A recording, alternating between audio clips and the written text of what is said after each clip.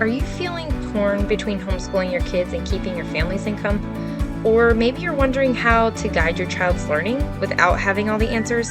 If that sounds like you are definitely in the right place. Welcome to the Ultimate Homeschool Community Podcast, where homeschool dreams really meet real world support. I'm Tiffany Hernandez, here to help you connect with the tools, community, and business strategies to homeschool confidently and keep your family's income strong. If you're ready to lead, learn, and launch, let's get started. All right, welcome back. It's the Ultimate Homeschool Community Podcast. I'm your host, Tiffany Hernandez, and today we have a special guest with us from our new book. We have Jessica with us from Florida, and she is the new founder of Harvest Educational Services. Welcome, Jessica. Yeah. Hey, Tiffany. Thank you for having me. I appreciate it. Absolutely. We've been having so much fun going back and reading everybody's chapter for the book, and we are going to get into that in just a little bit. So make sure you stay tuned. But right now, I really just want to hear about you, where you've come from, your whole story, because microschooling is really a new thing for you, and going back into the homeschooling realm is even a new thing. So please share with our audience where you've come from and a little bit about you. I am a mom and a wife and an educator. I have three kids, a 19-year-old who is currently in college to be a marine biologist, and 7 and 10-year-old boys. I've been in education for about 14 years. I taught in all sorts of different schools, in a couple of different places, Colorado, Florida, several different counties. Homeschooling is something that is very, very new to us. We are jumping in for the 25-26 school year. We are starting up a business, Harvest Educational Services. We are going to offer kind of like a liaison for homeschool families is what we want to be, to help them navigate what does this journey look like? How do we fill out all of the paperwork that the state and the districts require? All of those sorts of things. So really want to be a resource for our community. We love our community. We love the people here. We've had a really great experience in public school, but I'm just excited to be able to have our boys home and really work with them here. I love that. So, and I love how you're talking about, we've seen all kinds of experiences within the public school system, several that have had, maybe not such positive light, but I'm curious, you've had a good experience within the public school system. So really, what is it that perked your interest to bring your kids home and to start this new business? Like that's usually not heard or seen, is that you're thriving and yet you still want to leave. Yeah, so really it's for me and my boys. I got to a point in my education journey where I just was not feeling a spark of joy anymore in going to my classroom every single day. I don't deserve that, and my students didn't deserve that. Really being able to take a step back from public education and go this new route is helping me as an educator because I love teaching. It's just my whole entire heart. And so I don't want to go completely away from teaching. I'm excited to open up this business where I can help others in a different way of educating. And my boys really, the environment within public schools is going down. The Mm. last 10 years, even, it's just steadily going down. And my kids are at school longer than they're with me every day. And I Yeah. want to be able to have that influence over them instead of these outside influences that are speaking into their hearts and minds every single day. I want those voices to be coming from us. Right. The wholesome values, the wholesome characters, being with like other like-minded faith-based people, Right. and friendships and building that community around that, which I totally understand. And, being in that area where you're really in a slump, in that burnout, it can weigh so heavily on you that you don't even realize, how much it's bleeding out into all the other areas of your life. What would you say has been like one of the main things that you felt since knowing that you're leaving and you're starting your own business? What has been one of those things that you're like, oh, this is like a breath of fresh air? I have just gotten so excited about the opportunities that I'm going to be able to offer to my own children and other people's children. I still am going to be able to work with kids every day. I'm still going to be able to teach kids every day. I am just really excited about having the freedom to choose what I want my kids to learn. We're still going to make sure that they're learning. That's a question that I've gotten a lot is, well, are you going to homeschooling them? Are they going to learn? Like, yes, yes, they're still going to learn. They're going to learn every single day. We're going to learn life skills, though, things that they need to be able to thrive as adults, not just how to memorize facts. That would be really is my biggest thing is I'm excited about education again. Awesome. And we worked a little bit. You joined me for our launch challenge, which was Mhm. great. I really had fun with all of that and getting all of your original ideas hashed out. And we had a lot of fun getting everything sorted through. And a lot of it's like, oh my gosh, am I really doing this? Like, what am I doing? You've grown so much. Your confidence has just, radiated. And now we're doing this book. And so I really want to dive into that because your chapter is all for the parents. And I'd love for you to share a little bit about what the readers are going to be getting out of that. Because we know, a lot of times as parents, it's scary. It's scary to try something new. It's scary to go against the grain. And a lot of times we don't have that family support. We don't have the community support because, oh my goodness, are you really doing that? Like those are the weird people. It's like, no, no, this is now changed and the tides have changed and there's more people homeschooling than ever before and microschoolers are popping up all over the place. It was scary. Oh my goodness, to even start having conversations around what are we doing? What are we thinking? Yes, so we kind of just talked a lot. My husband and I, we went around and around and around. How are we going to make this work? Eventually, you'll have to read my chapter to find out all the details, but eventually we came to the conclusion that it was worth it. It was worth it for us to take this leap and really just go for it. Trust God that He's got us and that this is what is best for our family right now. But even as far as jumping into the book, that was scary. I know whenever you first announced it, I was like, oh, that's a really cool idea. I wonder if they even want somebody like me, like just starting out, not really sure what's going on, that sort of thing. So I was really excited to be able to be a part of it, and jump in with all of these really cool, experienced people. And that's really the benefit of being in the micro school is we have so many different backgrounds. We have people from home education, we have people from the public school system, we have people from the private school system, and everybody's just kind of huddling together as we innovate and impact in a totally different way than what's been done. We are really trying to reimagine that educational environment for our children.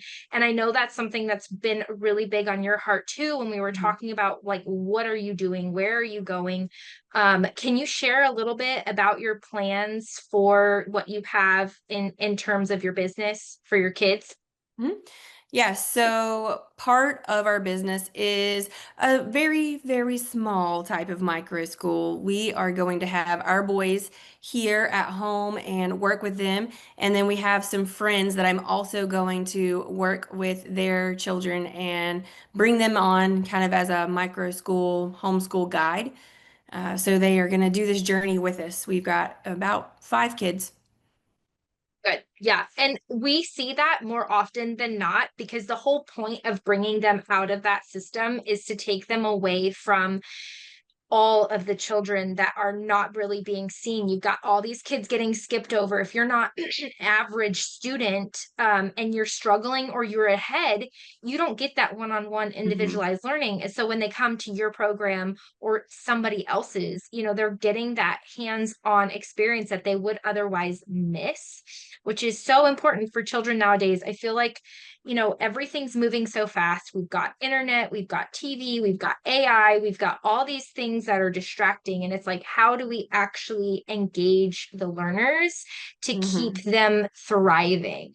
And I think you've touched on that a few times, but I'd love to hear your take on like how you're going to be doing those hands-on things with them. So we have just started really developing we shall not call it a farm yet, but we would like to get there. We have about 16 acres here, and so we are working on really developing our land. Again, just kind of using what God's given us to instruct our kids and help them learn different skills, life skills, again, things that they're going to need to know. We will use our garden. We have a small garden, so we're going to get out and work in our garden. We just have some goats that we just got, so we're gonna work with our animals and hopefully we'll get some chickens sometime soon. And are gonna incorporate that on our everyday basis. We also are going to cook a lot. My boys are both very interested in cooking. They love to help in the kitchen, so we're going to work on that, work on learning how to can things, along with our regular studies.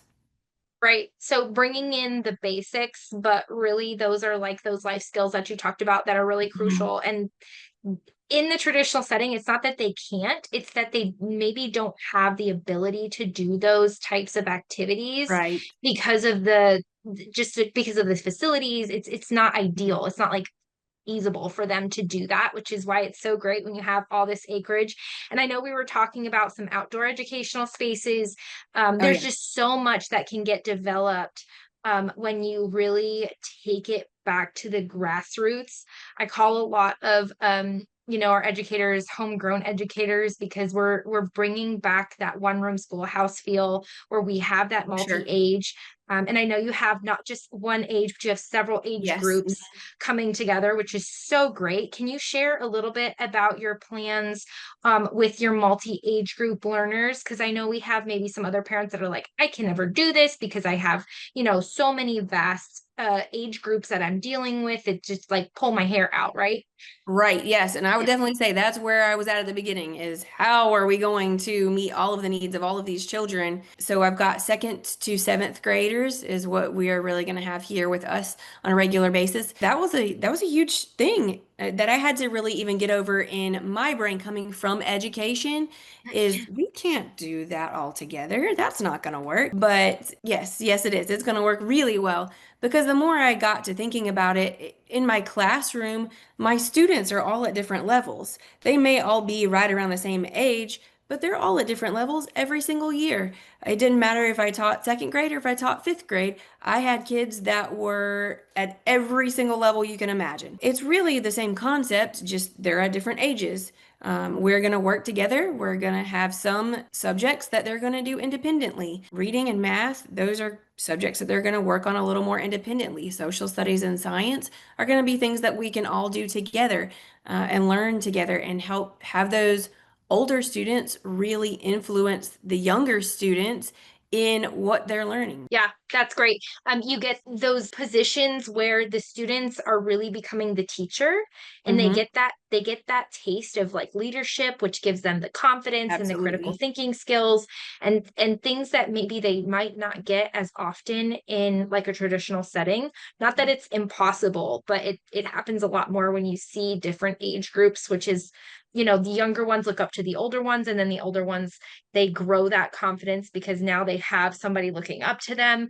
So it also helps with their just like overall well-being because when you've Right. got all these different age groups, that's really what a family setting is. And we're really trying to focus on the community aspect of this, which I know you said you have some friends coming over with you. So I'm sure they're all Hmm. excited. It just ends up making those family bonds so much tighter.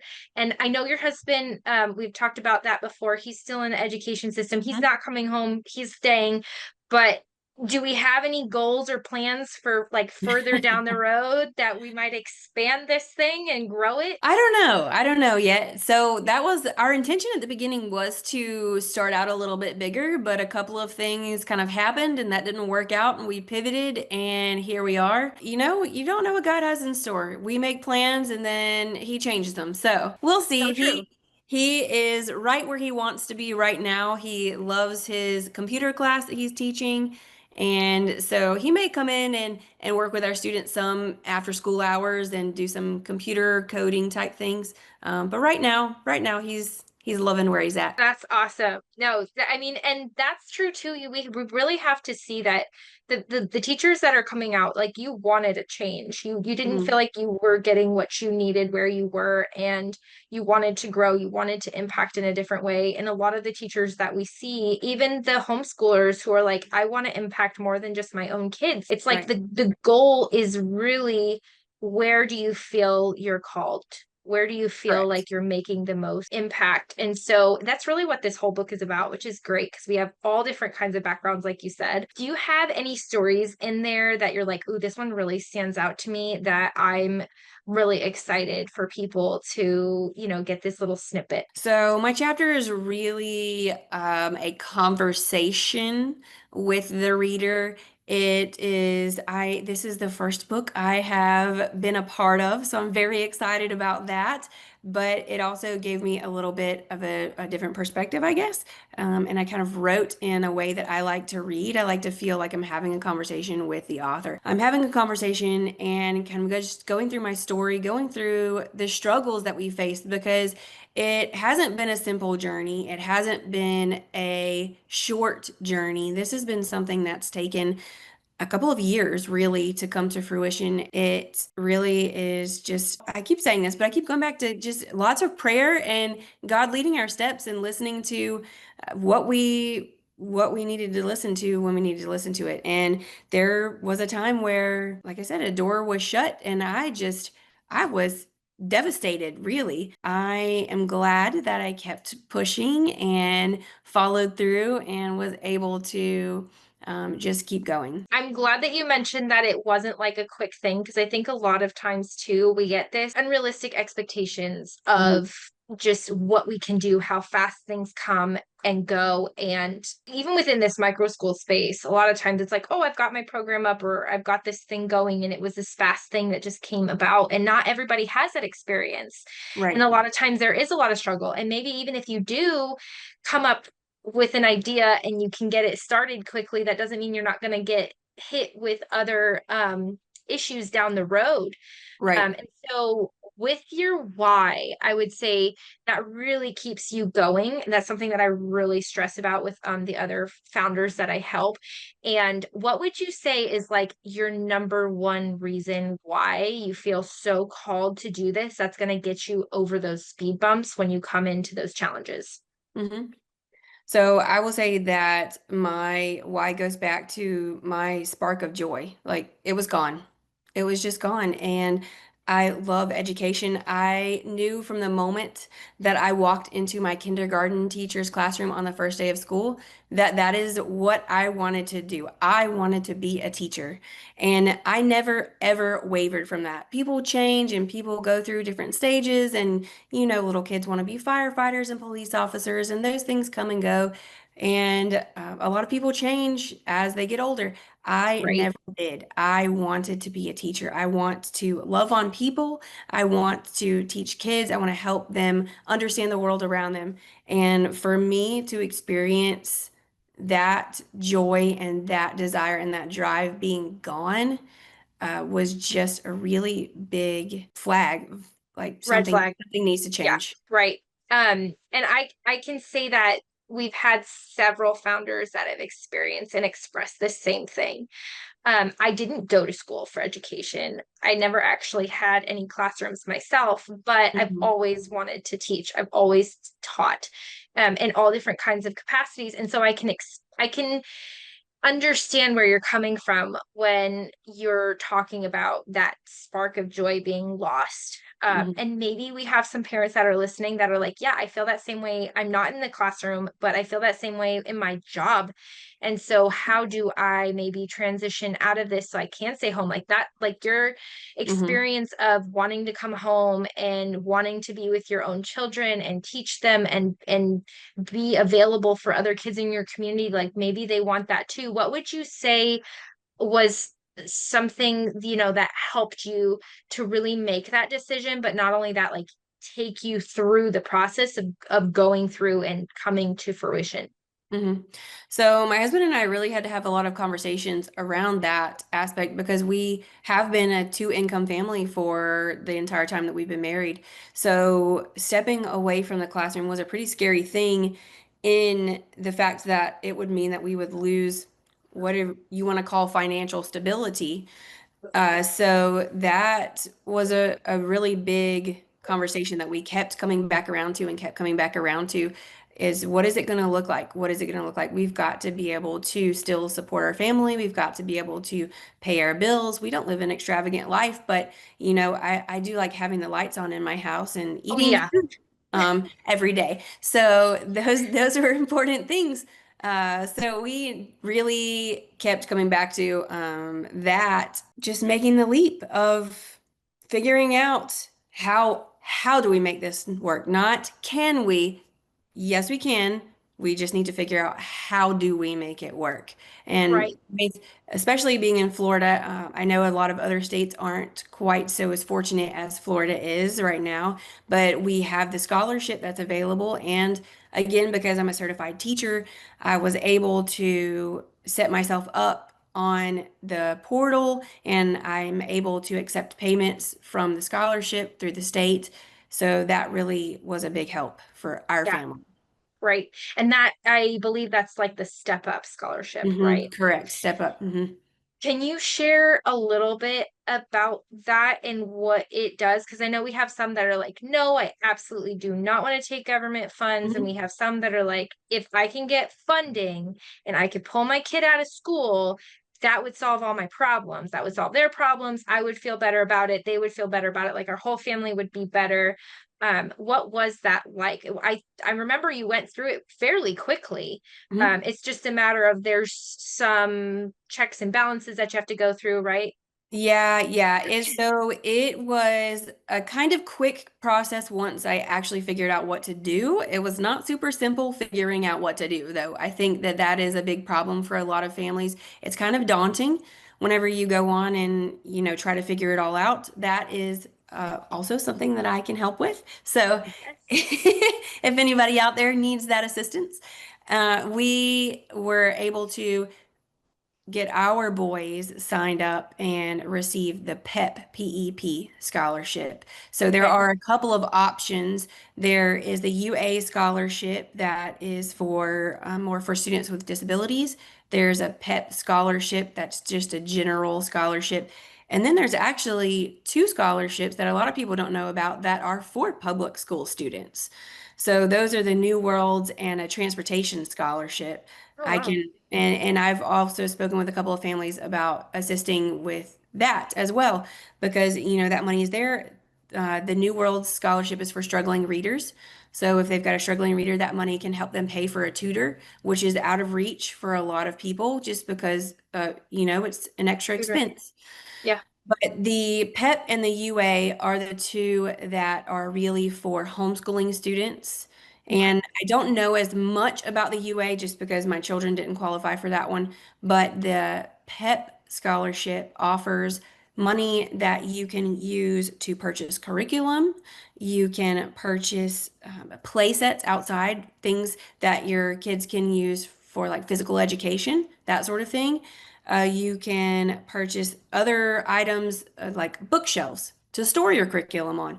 So things like that. But then you can also pay for creative classes, enrichment classes. You can pay for a home education program, a private tutor. You can pay for tutoring classes that are groups. So it is just an amazing program that can really help families out. The cover, yes. And you and I were speaking earlier about some of the things that they do have to, there's a few things that you do have to do at the end of the year, every year, Mhm. to like to keep up with your scholarship, Correct, right? correct. So if you do receive the PEP scholarship, you are required to do testing. And I think that that is kind of something that turns some original homeschoolers off to it, which is fine. If you've got homeschoolers out here that have already been doing it and have been doing it for a long time and they don't want that money, I understand because they do regulate a few more things. If you are going to accept the money, then you have to be okay with some of your things being regulated, such as Yeah. the testing. You have to test at the end of the year. Now, right now, that testing is pretty broad. There are lots of different programs that you can use, and there are companies that have licenses they'll sell you, and you can do the testing right in your home and not need a proctor or anything like that. If you don't That's want to great. go that route, you can also do the state testing in the public school system with those students. So you could send your student to the school that day and do that testing there. It just needs to be some sort of testing through the state. So it is regulated. You do have to Right. do that at the end of the year. Right, right. And I know we had talked about the testing with the actual grading of the tests and the outcomes. Is that So it doesn't mean anything at this point. At this right? point. It does not hold any implications to your student, so it doesn't dictate their grade or anything like that. So the testing that's at the end is purely for just tracking data. That is it. Okay, The state doesn't do anything except for track data. right, of course. Which we have several that are like, oh, that's my rights, that's our, our privacy, and these are all voluntary, so of course you don't have to. You can Correct. obviously go after, microschools or tutoring or all of these things on your own, but for a lot of families like we're talking about, it's just not Right. possible. And so you at least have, yes, there's no free money, right? There's always like a ball and Correct. chain attached to no matter what we do. But for right now, as long as you're doing these simple things, you can Hmm. get those funds, which is great. And I know Florida also requires, I believe it's like a portfolio or an assessment or something from a teacher, which that's also something I Yes, think we so that's spoke about also something I can offer, but that is for homeschoolers who are not accepting the the state funds. scholarship money. Correct. If they are not, Okay. then yes, you have to turn in a portfolio to a certified teacher. At the end of the year, the certified teacher just needs to sign off on it, and then you turn in a little form to your district. So simple. Florida's Oh, like yeah, so simple. And that's what I very. loved because we were doing the independent where we were like no strings attached, no money, no nothing. Hmm. And they make the teachers that we used were great to work with. They were super nice, very easy, just like Jessica would Hmm. be. You will love her.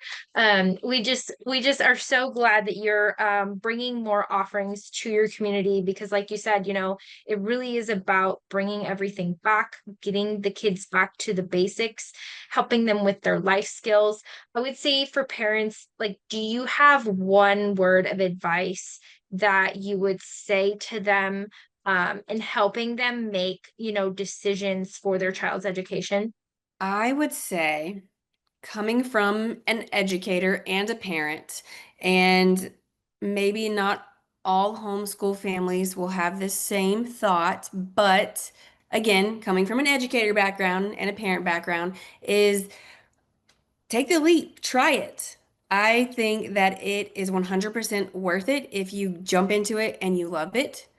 But if you don't and your kid is not thriving and you're not thriving, your family's not thriving, it's okay to go back. Yeah. Public school is not the enemy. It's Hmm. I still am going to partner with my public school in certain ways. So I think that you need to make whatever choice is going to put your family at peace. Absolutely, absolutely. And our book is coming out soon, so we will be sharing more about that. And Jessica, we will have your links for if anybody wants to check out your services, if they need Mhm. anything with testing or with the portfolio reviews.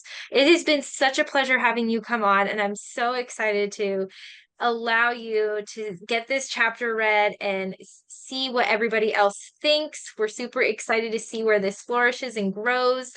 And we'll see you all next time, everyone. Thanks so much again. Thank you.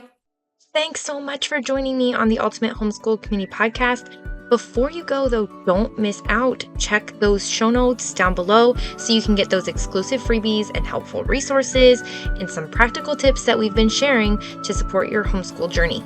If you found value in today's episode, which I'm sure you have, please, please, please make sure to subscribe, leave a review, share it with another parent who needs it. The more reviews and comments that we get, the more parents we can reach with the support they need. And so your next step towards confident homeschooling is literally just a click away. Just check below. So just check out those notes and we'll see you next time.